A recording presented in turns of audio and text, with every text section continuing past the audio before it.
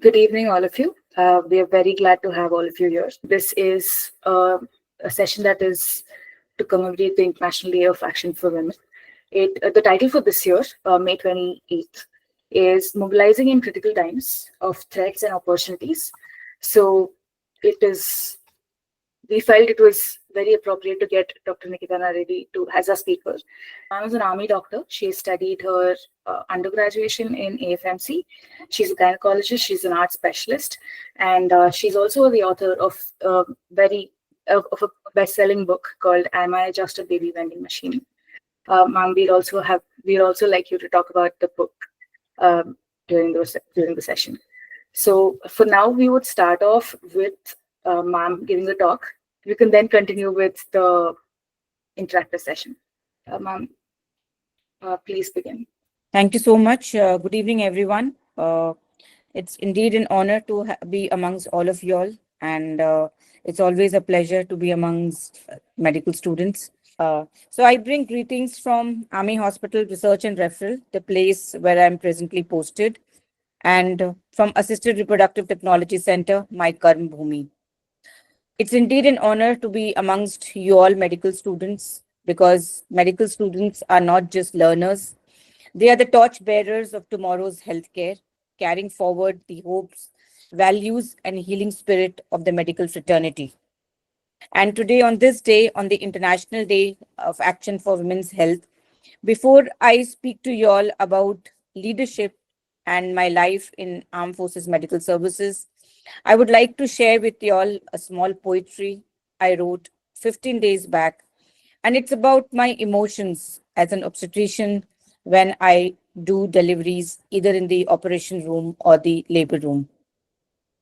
तैर रही थी पानी के बुलबुले में 9 महीने अस्थाई आवास में थी गर्माहट उसके स्नेह की आलिंगनबद्ध मुझे किए हुए परिवर्तित हो रही थी अंकुर से शिशु के रूप में सुनते हुए उसकी सुरीली लोरियां उसके गोद में आना चाहती थी जिसकी थी इतनी मखमली उंगलियां वो तत्पर थी मुझे जल से थल पर लाने को मैं तत्पर थी इस आंगन से उस प्रांगण में आने को सोचती थी सभी कितने हर्षित और उल्लासित होंगे मुझे देखकर ना आभास था मेरे आगमन से मायूसी छाएगी सभी के चेहरे पर न थाल बजे न बटे लड्डू और न बजी शहनाइयां वंश चलाने वाले को न लाने पर उसे मिली ताने और नाराजगियां हर कोने से जब मिली बेरुखी हुआ मेरा हृदय व्याकुल क्यों ईश्वर ने की हमारी रचना जब हम हैं न किसी को कबूल These are the emotions which I feel every day once I get out of the labor room or after doing a cesarean in the operation room and a baby is born. A female fetus comes out of her mother's womb, and when I go out and see the forlorn faces of the relatives who've just come to know the sex of their new soul who have arrived in the family, I feel, why do they hate us? Because we are girls.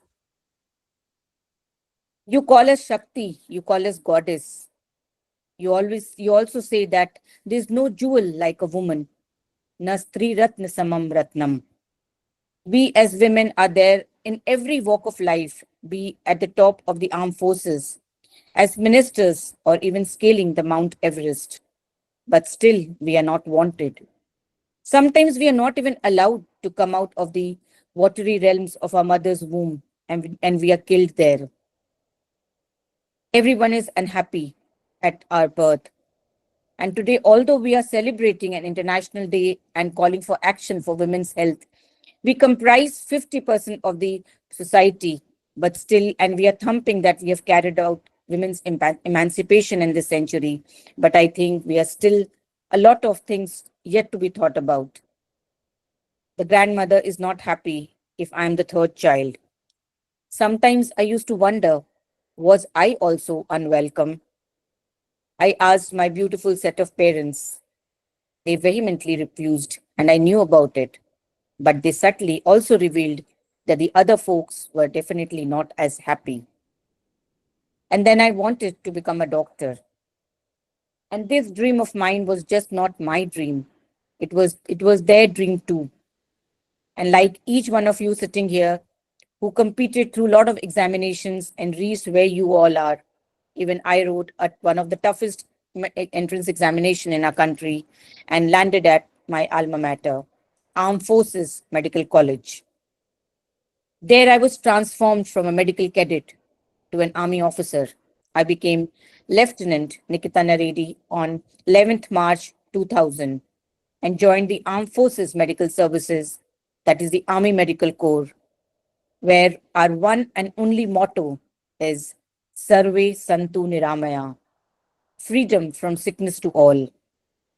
In the Army Medical Corps, the white coat merges with the olive green, where we are not just doctors, we are officers and we are soldiers too. We as Army doctors serve our nation with pride, contributing not only to the health and well-being of our soldiers, but also of their families. And we all play a crucial role during war, peace, natural disasters, and in all humanitarian missions. You also saw 15 days back, we as doctors, even at tertiary care hospitals, were beckoned to augment the border hospitals when we were at stake with our neighbors. And Operation Dost, which the very last year we were called upon to help when earthquake struck Turkey. My very own batchmate, Colonel Yaduvir Singh, was heading the Parafield Hospital to provide medical care to the earthquake-stricken country.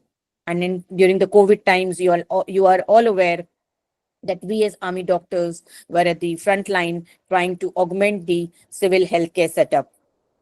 As far as professional growth is concerned, in the Armed Forces Medical Services, we have ample opportunity and we practice medicine in varied and challenging environments at sub-zero temperature at the Siachen Glacier or at the heating in the deserts. So we are posted at various kind of hospitals. The most basic one are the field hospitals, the base hospitals, the general hospitals, and the tertiary care hospitals, which are the command hospitals and the army hospital, where at present I'm posted. As far as our training is concerned, again, multiple opportunities are there for postgraduate studies, super specialty training, and even fellowships in India and abroad. We don't lag behind as far as our professional growth and advanced training is concerned. Research opportunities are again very ample. The Armed Forces Medical Services are in a lot of MOUs with multiple premier institutes, be it AIMS, the NIMHANS, or even the lot of tertiary care institutes. So as an army doctor, we have opportunity to do our post-graduation. We can become good teachers, and we are posted at hospitals where we have postgraduate and super specialty training. We can participate in research. And one dream which generally all the medical doctors have is to go for a UN mission and contribute there in the UN in countries like Sudan, Congo, for which also we get ample opportunity. We as doctors or in any profession, what we want is a structured career progression and promotion. So again, the AFMS or the Armed Forces Medical Services have various kind of career options. One wants to just have a flavor of the uniform and see how the army works. They have the opportunity to join as Short Service Commission, and as I'm a PC officer and I'm in the Armed Forces Medical Services for last 25 years, and I see what a satisfying job and profession it is. So we have structured promotions based on performance as well as years of service. So in the initial years of service, it is based on the years of service. And later, as we become seniors and we graduate, our promotions are based on our performance, both professional as well as administrative. We as doctors or any profession, apart from a professional gratification, we want remuneration.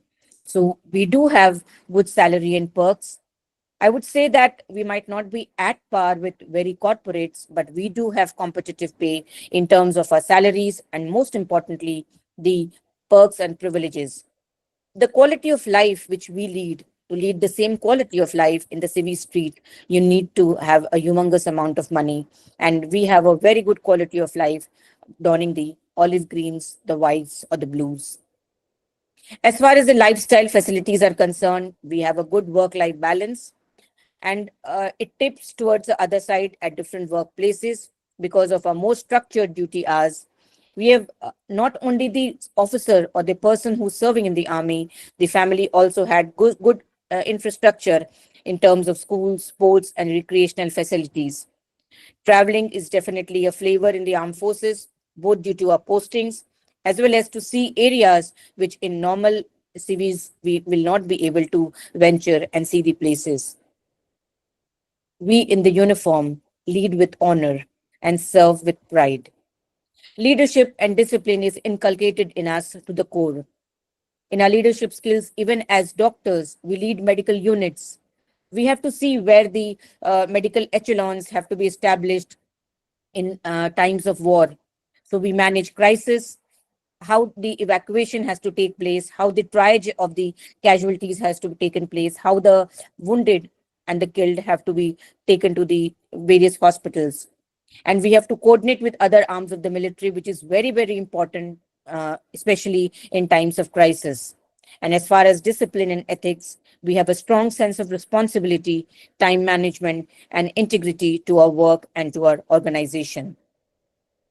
Respect and recognition, I think you would all agree that we enjoy high status both within the military and the civilian circles.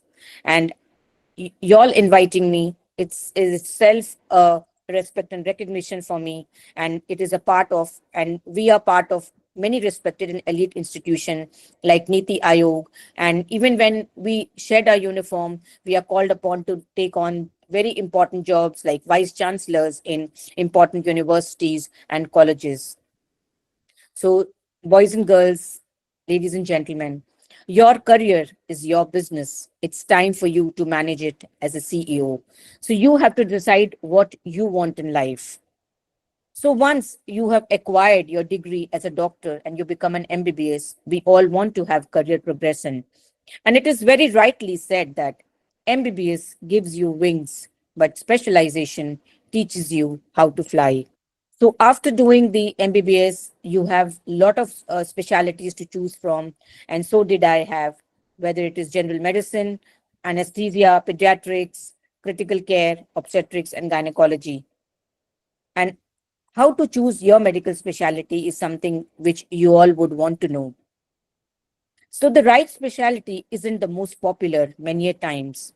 It's the one that makes you feel fulfilled every single day. So the specialty which I chose was obstetrics and gynecology, a specialty which cares for women, because to care for women is to care for the generations. And as far as a obstetrician or gynecologist in the armed forces, we have to play multiple roles, starting from comprehensive women health to military specific needs, administrative roles, training and mentorship, and counseling and education. We in the armed forces, as gynecologists, we provide comprehensive health, which encompasses antenatal, intrapartum, and postpartum care, the various gynecological services, be it inpatient or outpatient, various types of clinics, and we give a holistic package to any woman who presents to us in our department. And we as gynecologists also have military specific needs as gynecologists, because now we have lots of women both as officers, and now we are taking as even in the lower ranks women who are joining as combatants. So we have to care for service women and see for their readiness for deployment in health and their health concerns, especially lady pilots who have to go, or women who have to ascend to higher heights. We have to see and look after their preventive and operational care, which needs to be tailored to their roles. Administrative role, I think it's ingrained in us from the very beginning. And as gynecologists, one would think that we only look after women, but as administrators, we have to, apart from our basic work, we are commanding officers, which means that we are head of the institute. So smaller hospitals, we are called as commanding officers. In bigger hospitals, we are called as commandants. So many of our seniors are presently commandants of big hospitals. You would be surprised to know that at present, in the Armed Forces Medical Services, the top three generals, all three of them, which you can see on the slide, are gynecologists, and they were my teachers, and who are the policy makers looking after the audits, quality assurance, and how to bring AFMS to the forefront. She was the first woman Lieutenant General in the armed forces, and she was a gynecologist, the general in a sari. She was the first woman to attain the rank of Lieutenant General Punita Arora, and the first woman Vice Admiral of the Indian Navy. So, as gynecologist, even as gynecologist, you rise the ladder and reach the top. Apart from the health and administration, we play an important role in counseling and education, taking health talks and sessions both for students and NCC cadets, patients, and even generally the whole station. When I say station, the whole army area is called a military station. Training and mentorship is, in fact, a very important part because we all, apart from being doctors, are also teachers. And in shaping students, we shape the future, one lesson, one encouragement, and one spark at a time. So, this is the picture of the Armed Forces Medical College, where the head of the department is taking a class for 200 students. And we guide doctors, interns, postgraduates, and even our nursing staff. Cadaveric dissection for postgraduates so that their surgical skills are honed. We also, another very important role which we play is in during emergency and field readiness, handling high risk cases in remote or resource limited environments when we need to do early detection, timely referral, and bring about access to specialized care, not only of women patients, but all patients as a totality when we are in our administrative roles. Research and innovations, we don't lag behind. We have our own journal called Medical Journal of Armed Forces India, and we contribute to AFMS protocols, case studies, publications, and even we are policymakers when it comes to policy making for the whole country. Like when the ART bill was made, one of our colleagues were called to make the ART bill. So excellence in care knows no uniform, whether we are in the colored uniform or we are in the olive greens or whites. So as far as the obstetrics and gynecology in AFMS is concerned, and its subspecialties are concerned, whether assisted reproductive technology, gynae oncology, gynae endoscopy, or fetal medicine, we are at par with any of the top rung institutes in the country. We in the armed forces were pioneers in setting up the infertility care in the public sector, and the ART Center, or the Assisted Reproductive Technology Center, was first started at Army Hospital R&R, where I got trained, and presently I am working in this very institute. So we have a state-of-the-art laboratory, and our one and only motto is to fulfill the dream of parenthood of subfertile couples who are referred from various zonal, command, and peripheral hospitals. This is our state-of-the-art laboratory at the ART Center, Army Hospital R&R. Fetal medicine is, again, we have been acing as far as all the interventions in fetal medicine is concerned. India's youngest transfusion was carried out at Armed Forces Medical College in way back 2006. And whether it is amniocentesis, whether it is fetoscopy, whether it is ablation, all procedures are done at the AFMS by the AFMS gynecologists. Gynae oncology, we are at par and doing all kind of surgeries. Minimal access surgery, which is the order of the day, and keyhole surgeries and robotics, we are there. So in uniform or scrubs, a forces gynecologist combines precision, compassion, and commitment to care under all circumstances. Apart from gynae, we do many other work because mastery at work and grace beyond, the true strength lies in a well-rounded life. And that is what we in the uniform also believe in. So as gynecologists, we have been doing artwork as painters, cyclists, cycle enthusiasts. I'm myself an author, and one of my colleagues, she was crowned as the Mrs. Universe, and she herself is a breast cancer survivor. So while gynecology is our core, our competence extends beyond. In leadership, administration, training, and holistic patient care, we serve wherever duty calls. Jai Hind. Thank you so much, ma'am, for that wonderful presentation. Wow. Ma'am, we have a few questions from the audience. Sorry. Yeah. Please ask. I'm ready to Okay. take on the questions. Okay. So the first question was that why did you choose the Army Medical Corps? What drew you to serve and how your journey began? Basically, as I told that I joined the Armed Forces Medical College to do my medical school. So maybe I would confess that initially when I joined, it was not with the bent of mind to join the Armed Forces Medical Services or don the olive greens. But once I was in this very college, I saw that the life in the uniform is very different.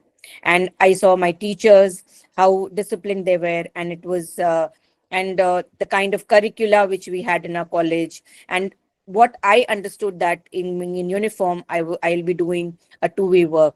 I'll be a doctor as well as I'll be an officer and I'll be serving the country. And secondly, somewhere my parents also, specifically my father, had a dream that one of his children should serve the country.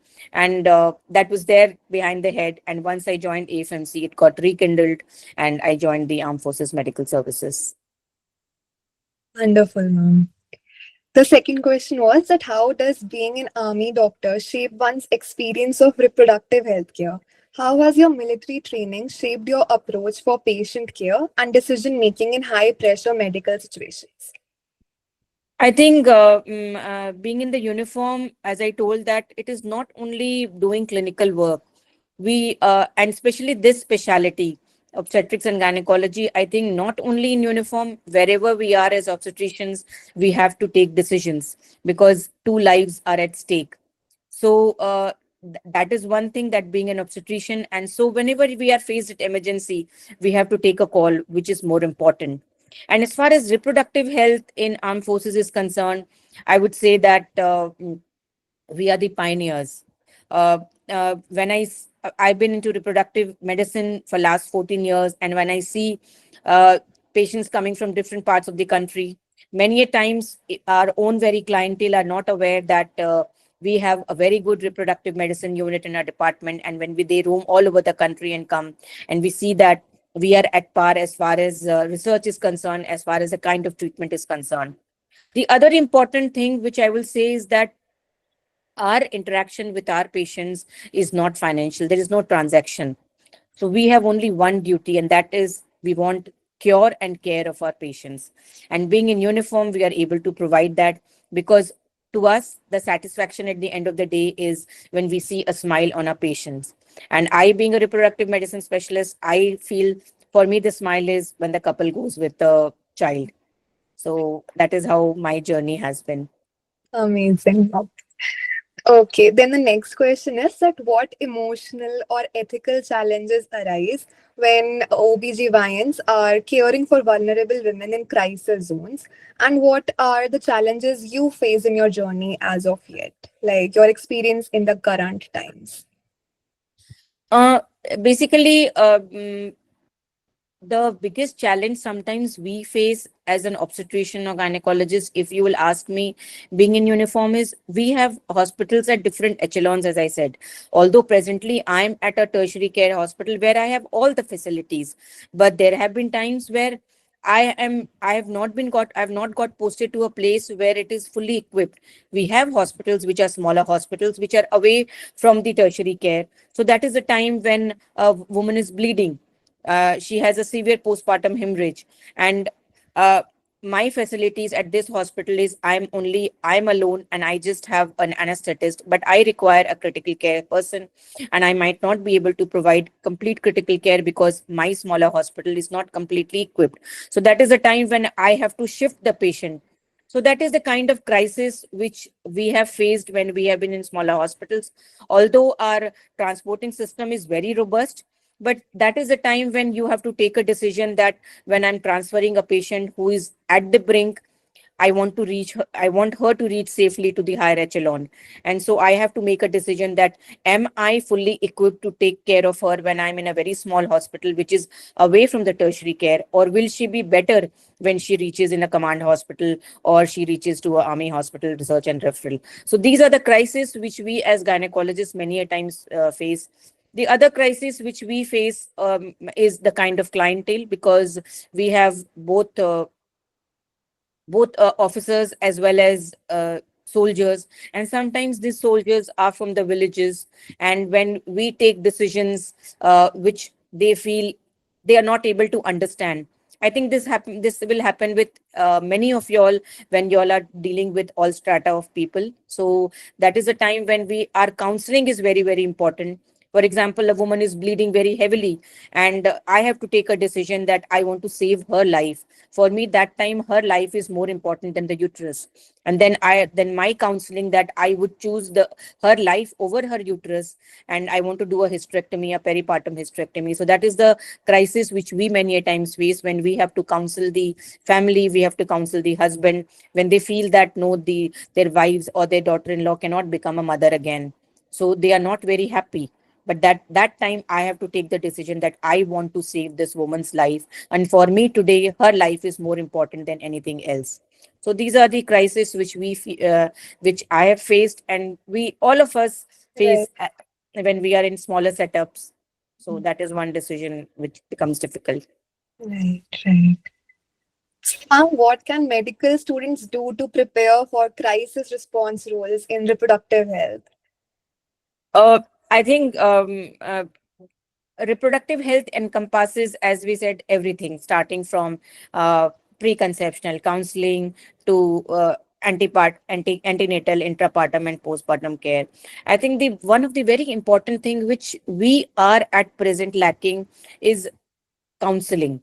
Counseling is one thing which should become part of medical curriculum, and if we and as medical students, we if we are able to impart that how to talk to the patients, how to be empathetic to the patient. A woman who's pregnant for the first time, she has a lot of apprehensions. A woman who's not able to get pregnant, again, she's very apprehensive. A woman who's about to deliver the third child and she's had two daughters, and she's again very apprehensive that if she delivers another girl child, she'll not have a very good place in the family. So these are the kind of counseling. So as medical students, apart from your medical curricula, if we learn about counseling, and when you all have rotations in labor room is again it's kind of a crisis management. So when you as medical students are doing rotations in labor room, I think you all should take interest, because that is one place which I want to be very honest is medical students try to shun away from, because it's not a very happy place initially with lots of women laboring. So that is one place I think medical students should take interest. And we also, as teachers, need to make you all part of the whole process, so that when y'all are there counseling the woman, or when you help us in delivering the baby or look after the neonate, so y'all will be also part of the team. I think that is very important, Yes, because you all are the future, because once you become doctors, you all will be asked questions. So only when you all are part of the holistic care, then when you will be in a position to answer so many queries which you will be bombarded with, because you have become doctor so and so. yes. Okay, the next question was that what key skills and values should UG or PG students develop if they are considering a career in AMC, especially in OBGYN? I think I have given it to you all in a nutshell, my presentation, but still I would like to say that first and foremost, if you want to join the Armed Forces Medical Services, it's a very beautiful organization. Uh, the getting posted every 2 or 3 years, you can take it as an advantage, one can take it as a flip side. But yes, you every 3 years you retire, because you have to establish yourself in a new place of work. So one needs to have a bent of mind. You didn't It cannot that we join hospital X and we are continuing to be there in the hospital X for 15 years. So every 3 years you change, you have to make your own team. So you need to, apart from your clinical skills, you need to be a good team leader, and you need to be a good team member as well, because there will be times when you're not the team leader but you are a team member. So you have to become a good team member. That is very important. And uh, and being in uniform, you are looked upon for many things. A lot of people will come, being as doctors, everyone comes to us with a lot of expectations, but in uniform there is a double requirement. And as far as obstetrics and gynecology is concerned in Armed Forces Medical Services, yes, this specialty overall is very, very demanding, and it will be demanding in uniform as well. But one wants to do subspecialization, ample opportunities are there. Uh, like the working hours are very demanding, the OPDs are very demanding, so one needs to have a bent of mind whenever one wants to take a career in OBGY, so that is very important.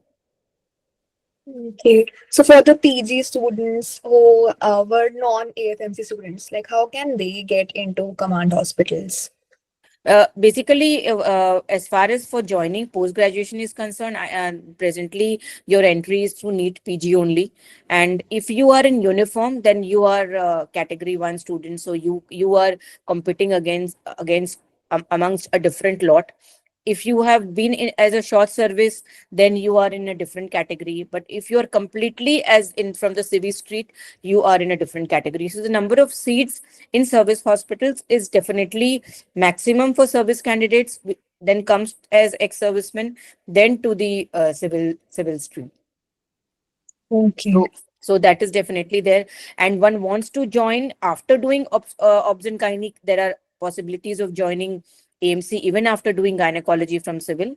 Or if you are just people who are doing their post graduation or they are doing their internship, then they can join upfront AMC and then do their specialization.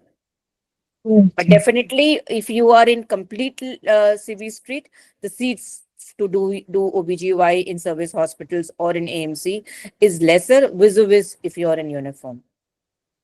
Okay. Mm. Then apart from the army, what are the other options in the forces and how to get into them? Uh, you mean to say I couldn't get your question apart from the army? Like Navy, Air Forces, like So how as to far get as into them. joining just as a normal doctor, vacancies are released in the army, navy and air force. So that entry is different. So there you join just as a doctor, as a generalist after an MBBS. So the seats for army, medical, army, navy, and air force is separate.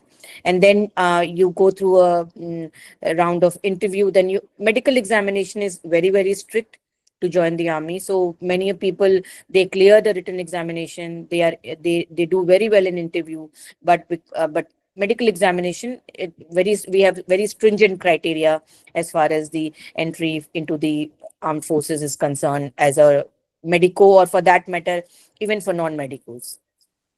Okay. And there were also questions that how to study for the interview. uh Interview, you mean to say in for joining the army Yeah, in yeah. AMC? Interview is basically, we have been part of the interview board, so it will be a holistic interview.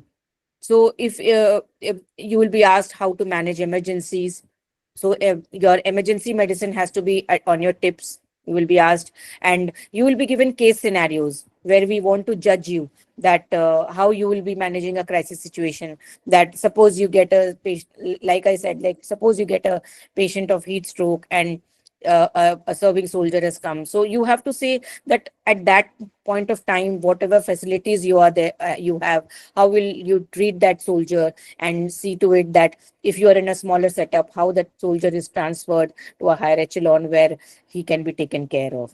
So interviews are holistic. Your academics, your professional work, your administrative ability at that particular level, as a team leader, or even if you are sent to border areas, because maybe the first posting generally after commissioning and after your training, we have a basic course which is called medical officers basic course, which it is mandatory for all doctors to undergo, whether you are from AFMC or non-AFMC. And then after that, you are posted to various kinds of places, which can be border areas, Jammu and Kashmir, Northeast. So you will be case scenarios, and your psychological assessment also happens. We have a counselor who assesses you psychologically. So basically, the interview is very holistic.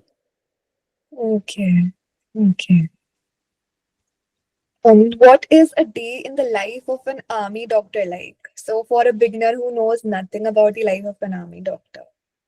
Uh, mm, Here there are different types of lives, I will say. So, because you will be as an if you're not a specialist and you've just joined as an army doctor, it will depend where you are posted. So if we have something called regimental medical officer, where you are posted with soldiers who are combatants. So you are the only doctor amongst 300, 400 Jawans. So you have to look after the health of those Jawans, the officers. So they look upon you with so much awe, with so much inspiration, and they know that this Dr. Saab is responsible for us. So you develop a very good bonhomie with your men, the officers who are not medicos, they are from infantry, they are artillery. So that kind of relationship, it's a very beautiful relationship. And when they also go for the exercises, they are going to jungles or they are going for practicing. So you accompany them. So, so anything happens to any soldier, you are responsible. So it's a two-way relationship. You are like it's like a family. So that is the life of a medical doctor who is a regimental medical officer. Then we have something called field hospitals. So in field hospitals is the first medical echelon where we are very close to the border areas. So there we, as army doctors, we can have administrative roles where we have to look after, where we need to establish our advanced dressing station, where we need to put if there is a crisis time, if there is a war. So you are trained both in administration as well as clinical role. Sometimes you have to, when I said in my presentation, we call it as a station. Station means a military station. For example, place called Patiala. So in a Patiala, we have a military station. So you are responsible to look after the medical care of the Patiala station in terms of the first preliminary care. So then you refer the patient to military hospital Patiala, depending on whether the patient requires a medical specialist attention or a surgeon's attention. So this is a field hospital, or you might be posted to a hospital. So when you're posted to a hospital, then you do primary clinical work. So it depends where you are posted. But during your first 2 to 3 years, you are actually molded into a good doctor, a good soldier, and even you start your administration learning even from your early years of medical doctor's life. Amazing. So, but if one has expectations that it will be like mm, immediately I will be doing my post graduation. No, initially you have to serve the organization, and then you are eligible, and then you study for your post graduation and appear for your post graduation. Okay. Okay. So, what is the work-life balance and the salary and the duration of mandatory service and privileges for an AMC So, doctor? work-life balance, I said that some people join armed forces. They are not from the FMC background. In FMC, you already have an exposure, a lot of sports and other activities. But if you have joined, suppose from outside, you like to play sports. You have been always wanting to play squash. So you can learn how to play squash. You wanted to do swimming. So you there is a very good swimming pool. There is a very nice club. So you have a very good professional, as well as all the facilities are available for you, and it will be a mix of both. So work life balance, I will say that in armed forces, especially as a army doctor, is very good. And there will be ups and downs. There will be times when you will have a lot of pressure of work, but most of the times you will have a very good work life balance. Salary, I would not like to discuss this because I think it's beyond the purview of my talk, and Sure. that will be available. A lot of things are available, but I can say that we get good salary. We lead a very good quality of life with the salary which we get. And I'm in the armed forces for last 25 years. I'm also in the AMC. My husband is a neurosurgeon, so he's also in the Armed Forces Medical Services, and I think we are very happy and satisfied. Okay. What about the duration of the mandatory service and the privileges? So mandatory service, again, it will depend how you join. When we join from AFMC, then we have options of permanent commission as well as short service. And when you are joining from outside, you initially join as short service commission. Then there is a vacancy for permanent commission, so then you join as permanent commission. So for that, there is a rigorous again interview and examinations. Then only you're able to join as permanent commission. So initially you join for 5 years, and if you like your work environment, you are happy, then you increase your service to beyond 5 years. So at every step there are ways in and ways out, depending on your inclination towards the service, towards the uniform, the work environment, the work ethos. Right, right. And what about the privileges of an AMC doctor?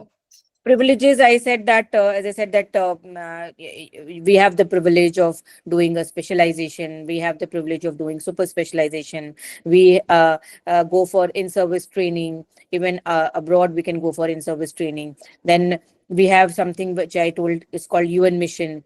You can go and serve in the many where we have a tie-up with the UN, and we go and provide as a doctor. We go to Sudan, Congo, even to our neighboring friendly nations, Maldives, where our hospitals are there. So these are the privileges which probably in the civil street you might not have, but as an army doctor you have. And all the places where we are posted, we have army institutes which are in civil street. We call it as clubs. So that access is there. So very good work-life balance. We all sports facilities are there.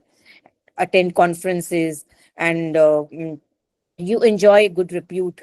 If work satisfaction is there in the armed forces, medical services, I would, in the nutshell, I would say. Ma'am, so these are the questions that people sent in, the attendees itself. So we would like to open the floor for them itself to ask questions. So would that be fine with you, ma'am? Yeah, we Okay. can do that. So if anybody wants to ask questions, please use the raise hand icon that is present on your screen. And once the moderator acknowledges you, you may ask your question. Yes, Neha. Good evening, ma'am. Hello, Sneha. Hi, ma'am. I wanted to know that since armed forces is a little bit male-dominated field, are there any challenges that exclusively women face being part of the armed forces? I will say that it is a very gender neutral organization. I have, as I told you, I'm in the Armed Forces Medical Services for last 24 years. I've never felt that being a woman, I was not given opportunity. In fact, at present, our head of the Armed Forces Medical Services, DGFMS, she is a woman. The Armed Forces Medical Services has three wings: Army, Navy, and Air Force. So the head of the Navy is also a woman. The head of the Army is also a woman, and the head of all the three organizations is also a woman. So, especially in the Armed Forces Medical Services, you will never ever feel that there is any gender differences. We are a very gender neutral organization. If we perform well, we rise high, and we will get what we deserve. Thank you so much, ma'am.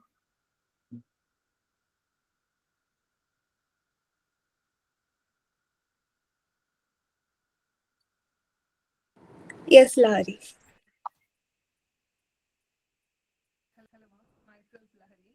I had a question. We consider a short course. I'm not able to hear you, Larry. Yeah, you're not audible. Am I now? No, I'm not able to hear you.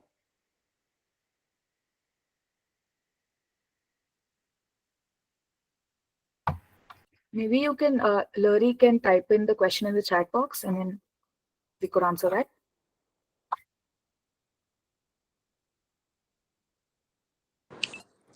Yeah, in the meanwhile, we can take the next person, I guess. Oh, yes, Ananya. Good evening, ma'am. It was really great to listen to you, and it was really a very motivating session. I would want to ask if have you ever been posted outside the country, as you said, in Sudan and in neighboring countries? So, I did get an opportunity where I was supposed to go to Congo, but since I was doing my subspecialty that time, so I could have had to forego that. So I did not take on the mission, but yes, I did get an opportunity to go to Congo. So I personally have not done a foreign mission, but yes, I did get an opportunity to go for a foreign mission to Congo. And how is your like a day in the life of a doctor working in the Kabad hospitals? If you could narrate just bits out of your day. Where I could you please speak again?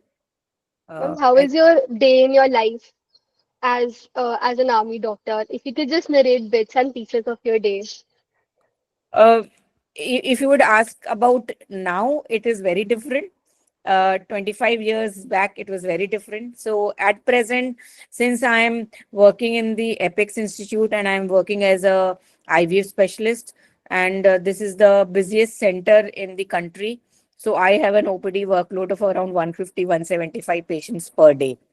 So uh, I'll take on the OPD of basically couples who don't have children.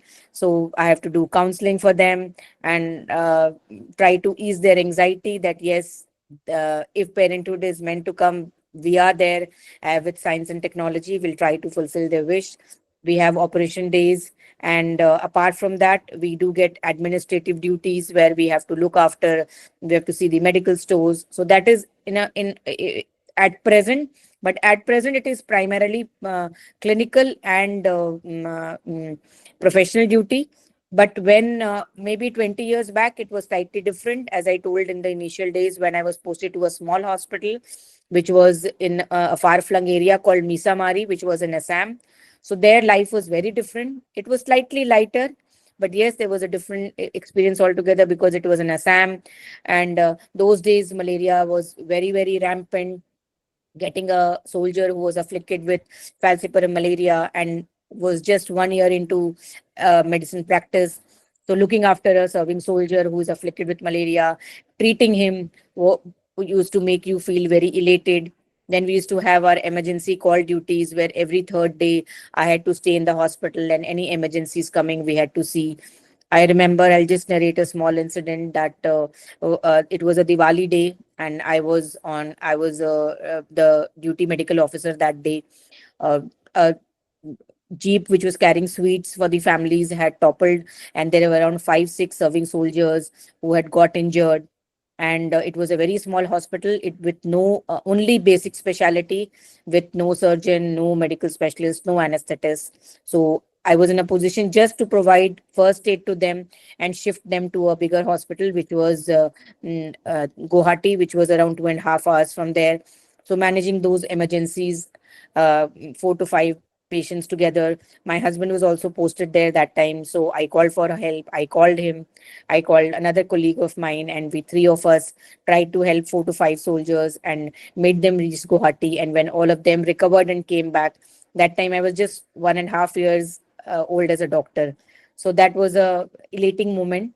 So life 25 years back was slightly different as a doctor, and life now is slightly different. Thank you, ma'am. Thank you so much, ma'am. So Larry has asked a question. If we consider short course services, then how many years minimum and maximum years are we allowed? And are we allowed for in-field service immediately after MBBS?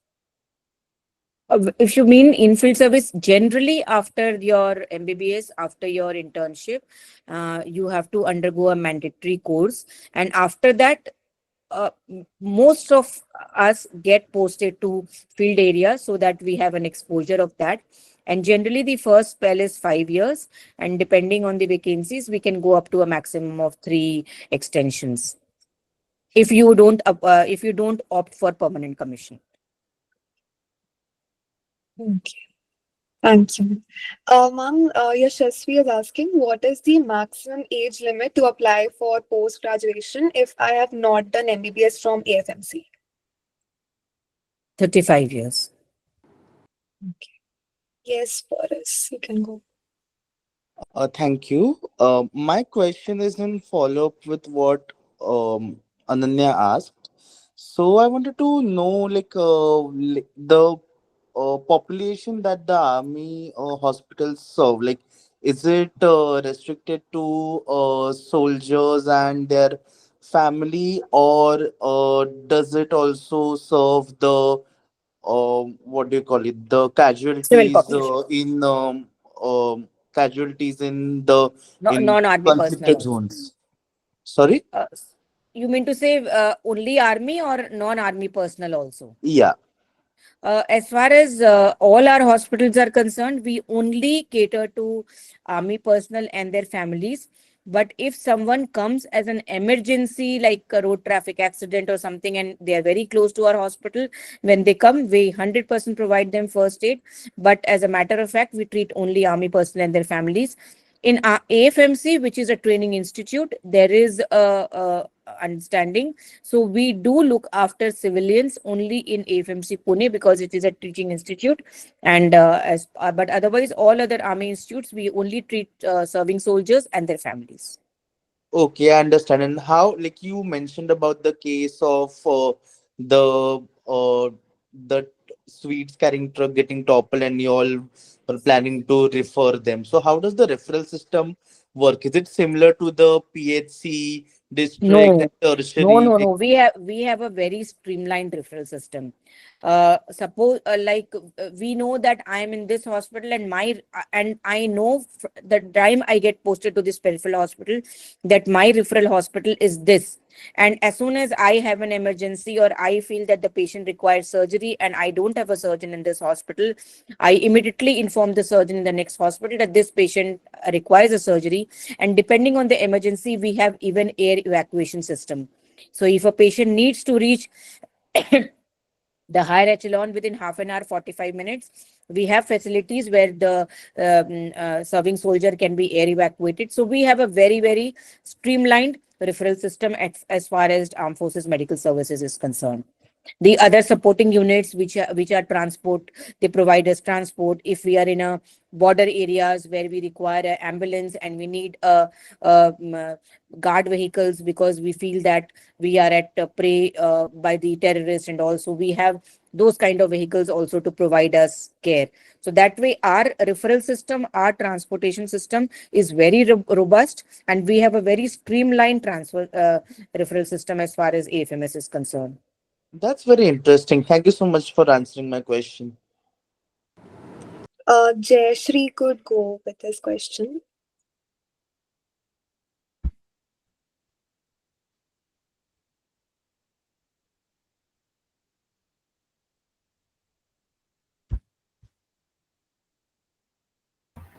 Jayashree. Jayashree or Kshitij, you guys have asked the question in the chat box. If you would like to talk to ma'am directly, you may go ahead. Good evening, ma'am. Am I audible? Hello, good evening, Jayashree. Good evening, ma'am. Ma'am, I wanted to ask that after a short service commission, do we have to appear again for an exam to opt for a permanent commission? Yeah, generally there's an interview, an exam for PC. Okay, thank Depending you so on much. the available seats, there is an interview, and it's a rigorous interview because we want to take the best. So yes, we do have a PC interview, an examination. Thank You all you. wanted me to share a little bit about my book also, so I thought I'll just take this opportunity. Or we have Yes, some more sure, questions. ma'am. You have some more? There are a few questions. Okay. Kshitij could go with his question. Okay, you're having some issue with your mic. So he is asking, did you ever feel as an army OB you had a lesser exposure to your counterparts in civil hospitals? Not at all. We have, as far as obstetrics and gynecology is concerned, I think no one in the uniform will say that he or she got less exposure. I think this is one specialty where, in fact, all specialties, we have ample work and we have ample exposure. Amazing, ma'am.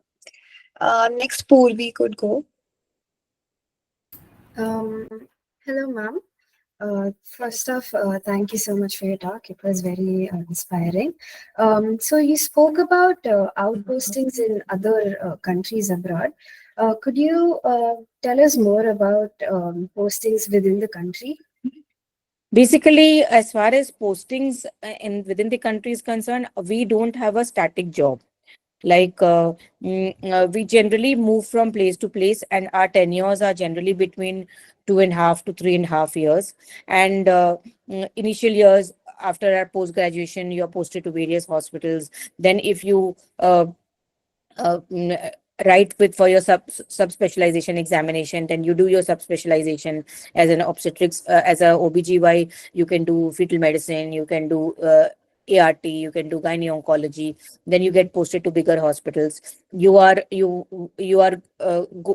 to teach, and you want to become a teacher. So then, depending on your publications, depending on your aptitude, depending how you are professionally, your repute, then you get posted to teaching institutes where we are undergoing training for postgraduates. So that posting happens every 3 to 3.5 years, and there where you are exposed to. So there are different kind of hospitals. As I told you, there are small hospitals, are very small hospitals which are very close to. They are called peripheral hospitals or military hospitals.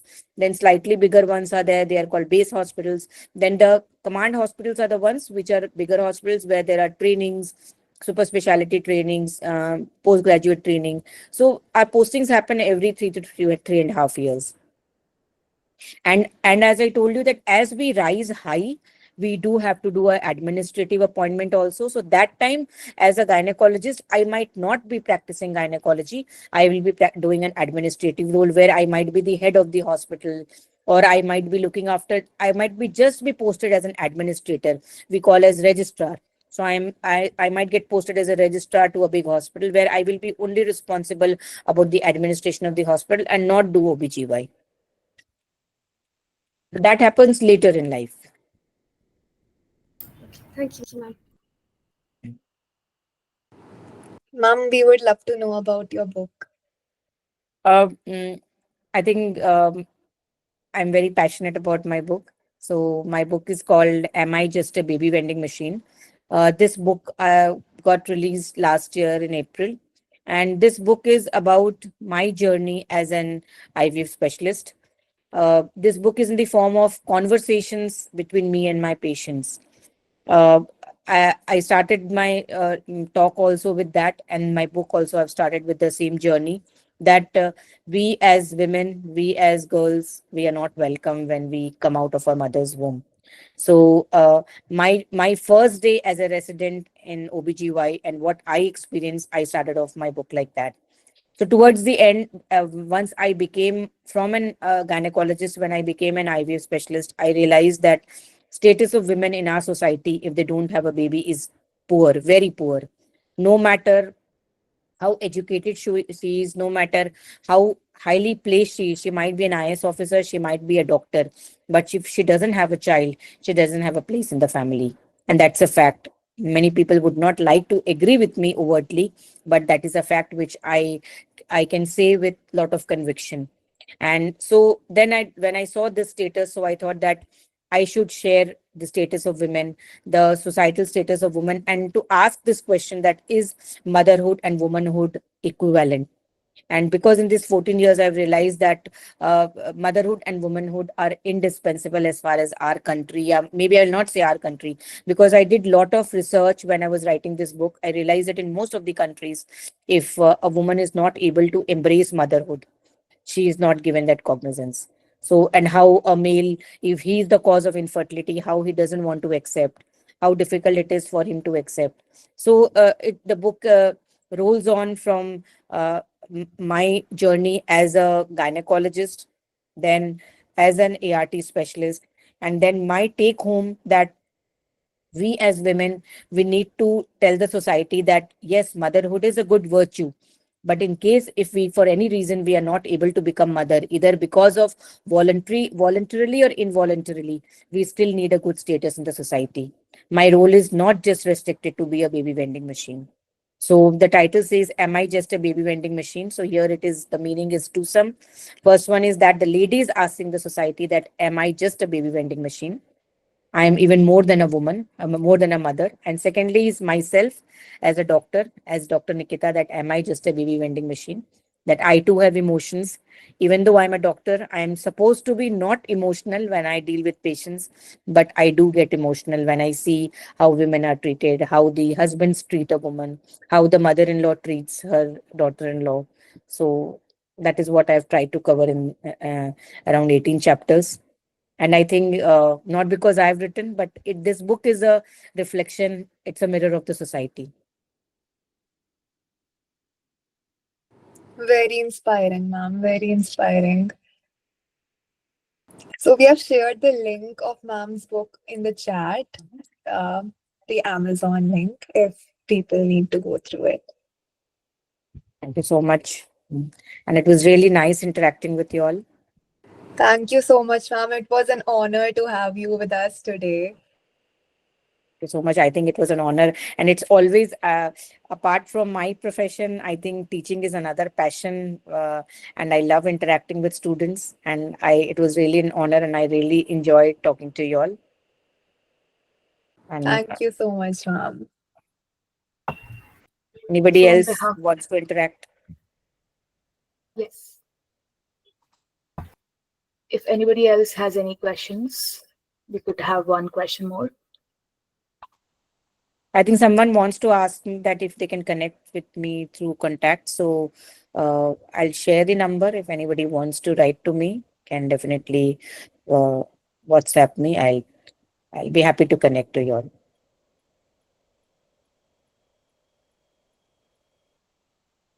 Generally, you all, from my understanding, all of you all are from various different medical colleges. Yes, ma'am. Primarily Mumbai or all over the From country? all over the country. Armed Forces Medical Services is a good organization. So if one wants to think, one can definitely think. You can come to our hospital. I'll show you around if you're in Delhi anytime.